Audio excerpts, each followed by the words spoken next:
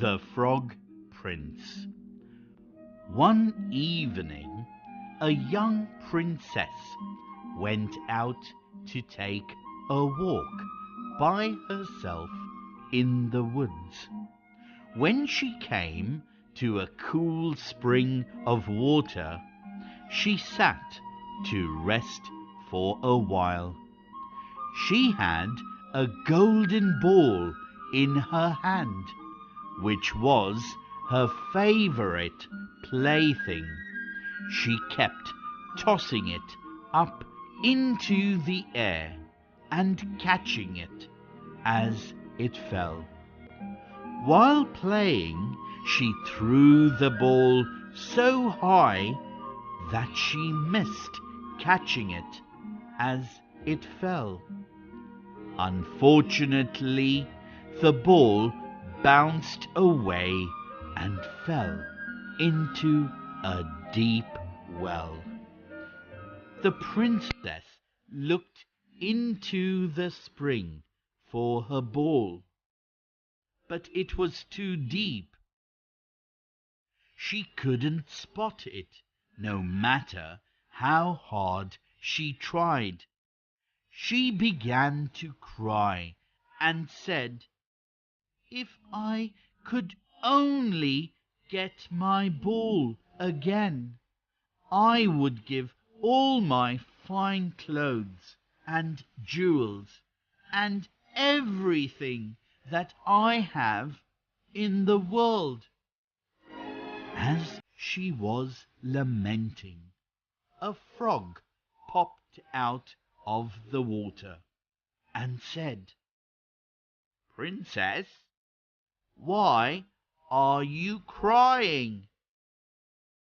What can you do for me, you nasty frog? My golden ball has fallen into the spring." She cried more. The frog said, "I do not want your pearls and jewels and fine clothes, but if you will love me and let me live with you and eat from your golden plate and sleep on your bed, I will bring you your ball again." "What nonsense!" thought the princess. "This silly frog is talking.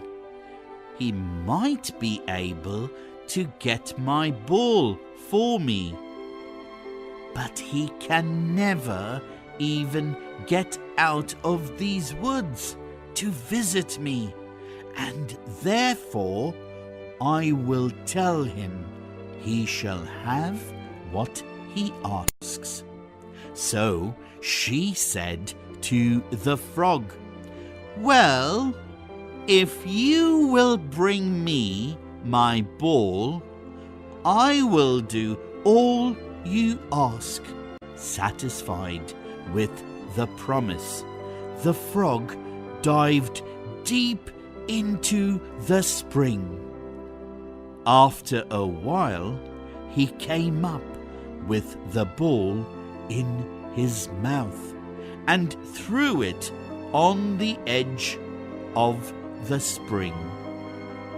As soon as the young princess saw her ball, she ran to pick it up, and she was so excited to have it in her hand again that she never thought of the frog, but ran home with it as fast as she could.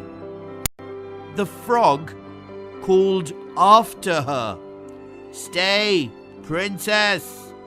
Take me with you, as you said." But she did not stop to hear a word. The next day, just as the princess had sat down to dinner, she heard a strange noise, as if something was coming up the marble staircase.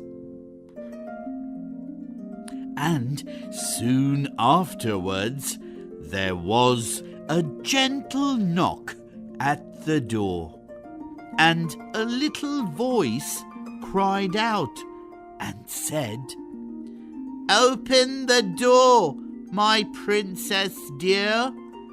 Open the door to your true love here, and remember the words that you and I said by the fountain in the green shade." The princess ran to the door and opened it, and there she saw the frog, whom she had quite forgotten. She was frightened and shut the door as fast as she could to come back to her seat. The princess told the king the story of how the frog took out the ball, to which the king replied, "As you have given your word, you must keep it. So go and let him in." The princess did so, and the frog hopped into the room. She took care of the frog as she had promised. On the third night, she was astonished to see that instead of the frog, a handsome prince was looking at her with the most beautiful eyes she had ever seen. He told her that he had been cursed by a witch who had changed him into a frog, and that he had to stay as a frog till some princess should take him out of the spring and let him enter the palace. "You," said the prince, "have broken the cruel charm, and now I wish to marry you and live with you in my father's kingdom." The young princess took her father's approval and went with the prince to his kingdom, and there they lived happily ever after.